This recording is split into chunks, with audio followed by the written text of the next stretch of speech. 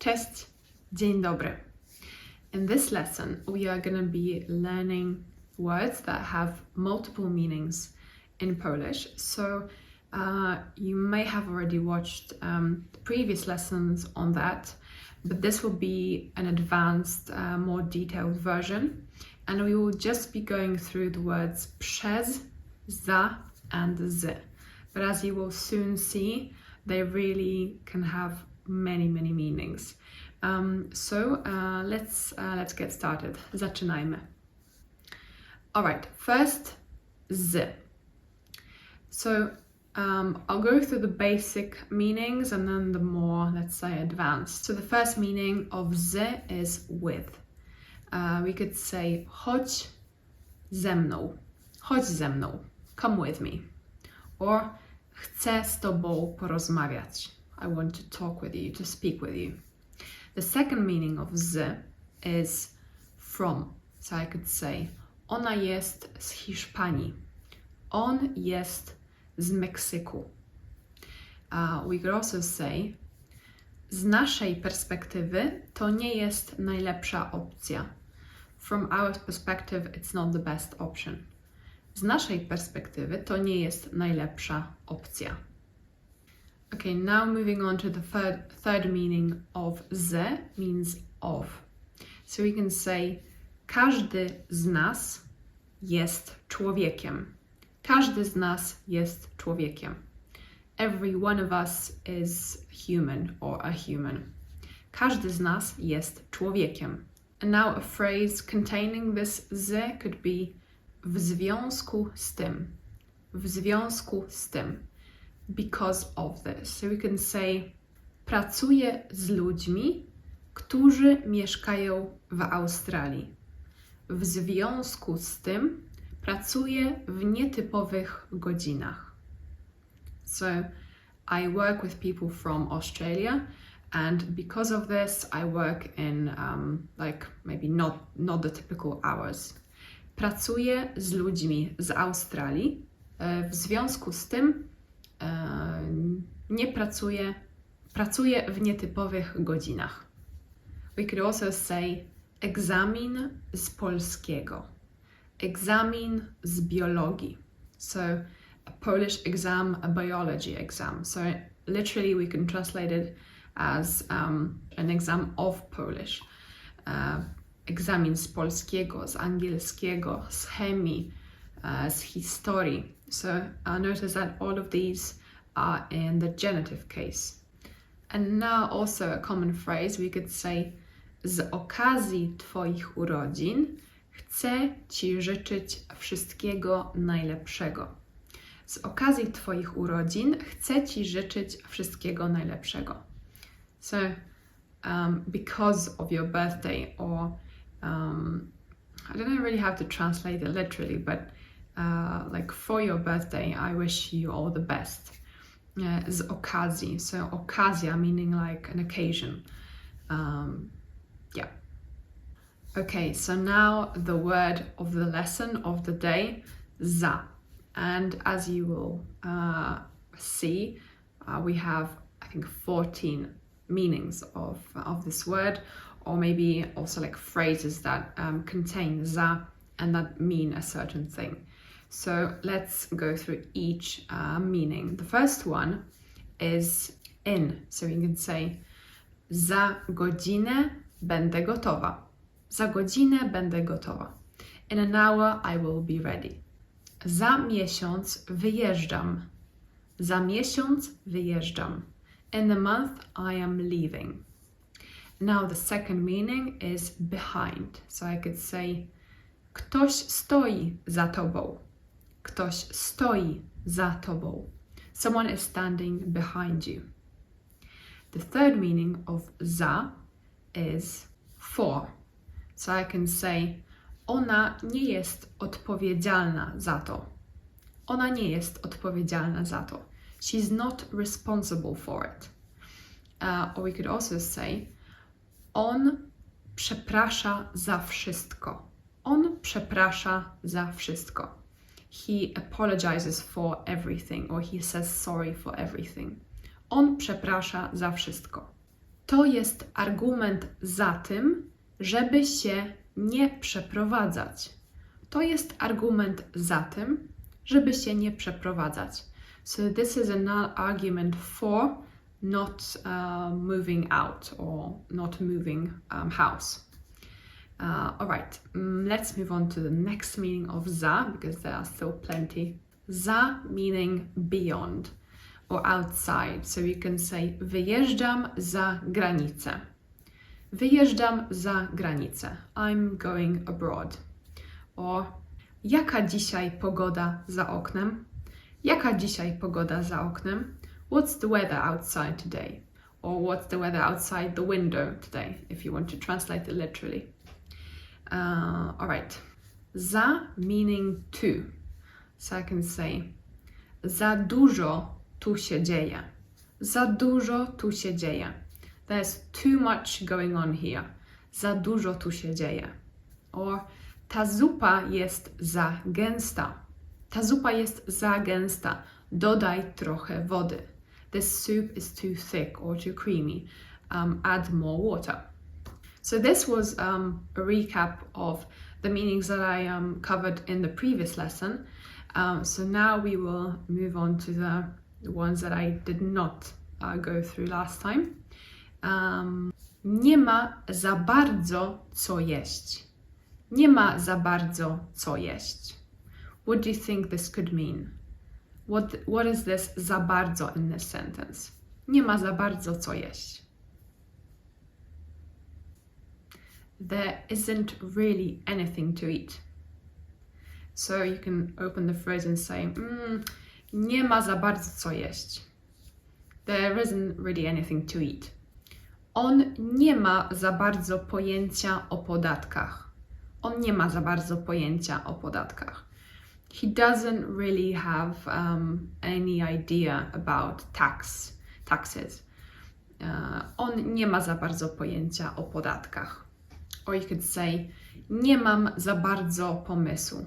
Nie mam za bardzo pomysłu. I don't really have an idea. Nigdy za bardzo nie potrzebowałam dużego domu. Nigdy za bardzo nie potrzebowałam dużego domu. I never really needed a big house.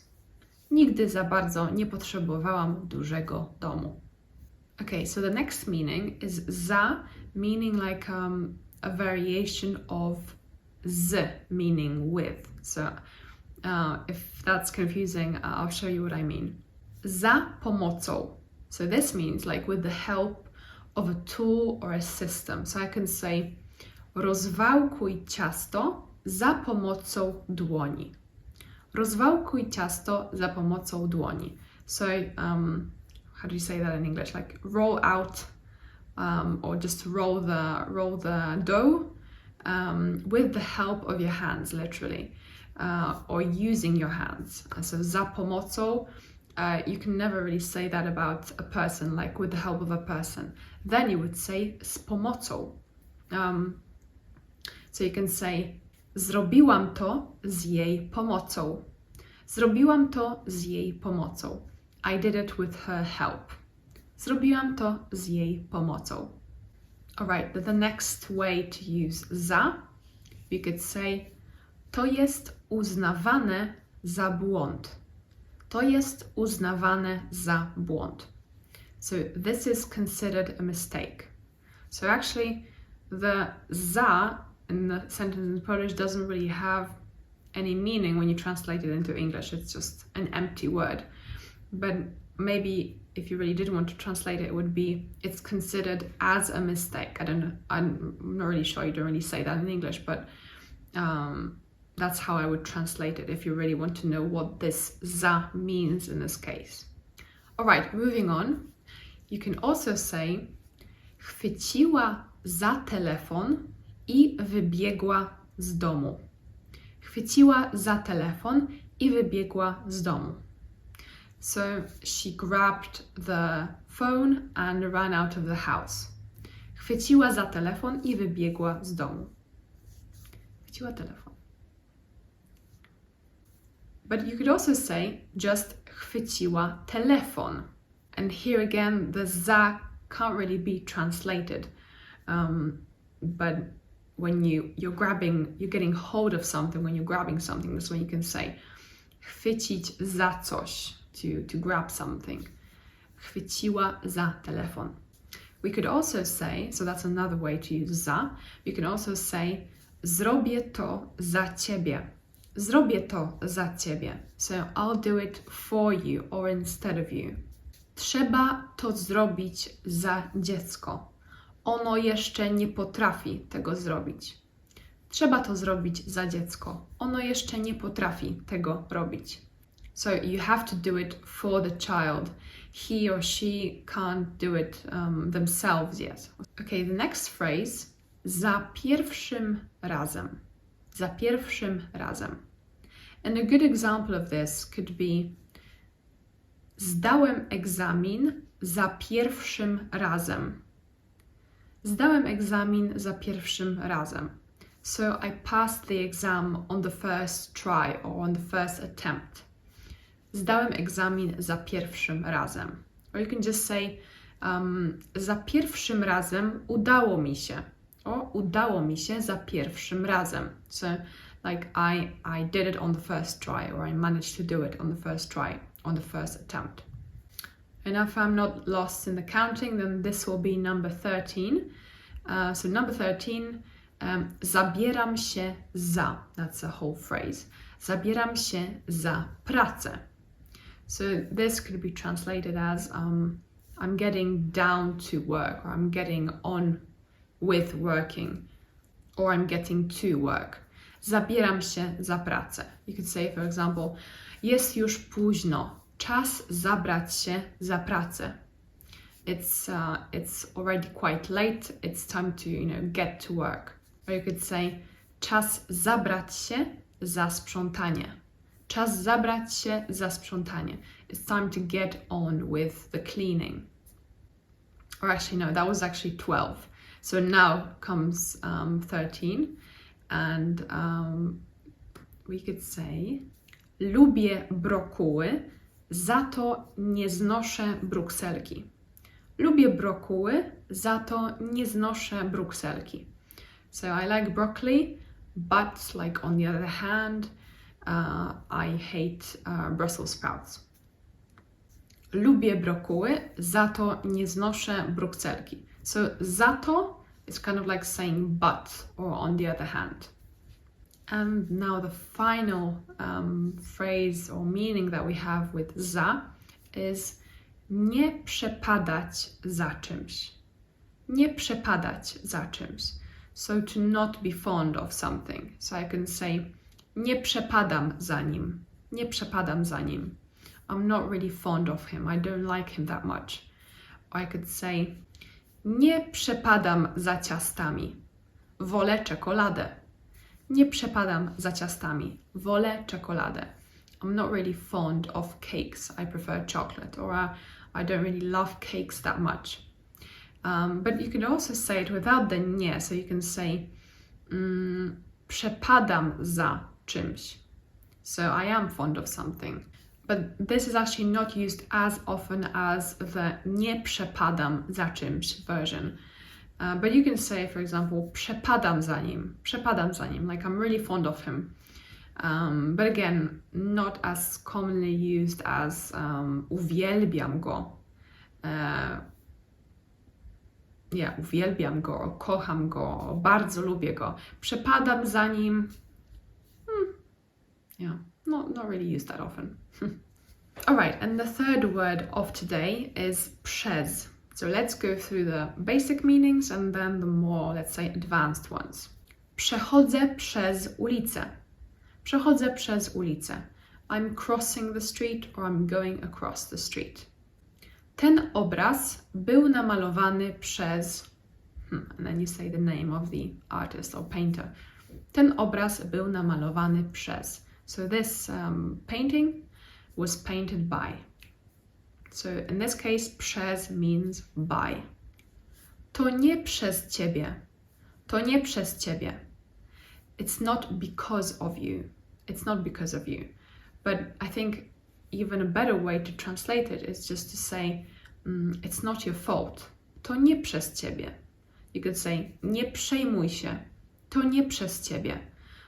Don't worry about it, or don't worry, it's not your fault. Okay, so these were the 3 basic meanings, and now let's move on to the more advanced meanings. Znam go przez moją koleżankę. Znam go przez moją koleżankę. So I know him through my friend, meaning that the friend introduced us. Znam go przez moją koleżankę. So in this case, przez means through. We could also say, nie przeszło mi to przez myśl. Nie przeszło mi to przez myśl. It didn't cross my mind. We could say, nawet nie przeszło mi to przez myśl. It's a bit of a tongue twister. Nawet nie przeszło mi to przez myśl. It didn't even cross my mind. Okay, next we have przez, meaning for.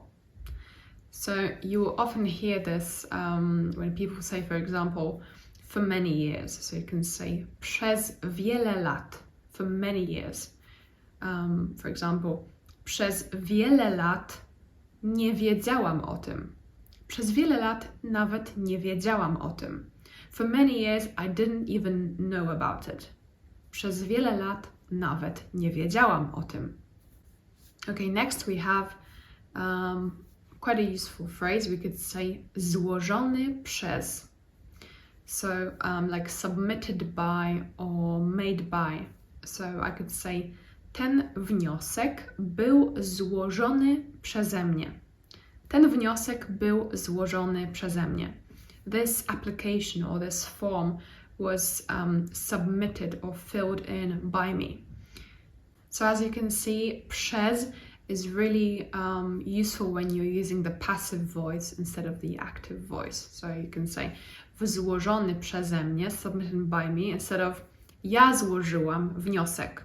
I submitted the request, the form, the application, whatever. And the final meaning or phrase I could think of with przez is when you want to say to słowo piszemy przez RZ. So this word we write with RZ instead of ż with the dot, for example. So I could say to słowo piszemy przez RZ, a nie Z z kropką. So I could say słowo rzucić, to throw, piszemy przez RZ, a nie przez ż. So we write it with an RZ, not a Z with a dot. And that's everything. We've gone through the word przez, the word z, and the word za. So hopefully your range of vocabulary has expanded a little bit thanks to this lesson. And dziękuję za oglądanie. Do zobaczenia następnym razem. Pa, pa!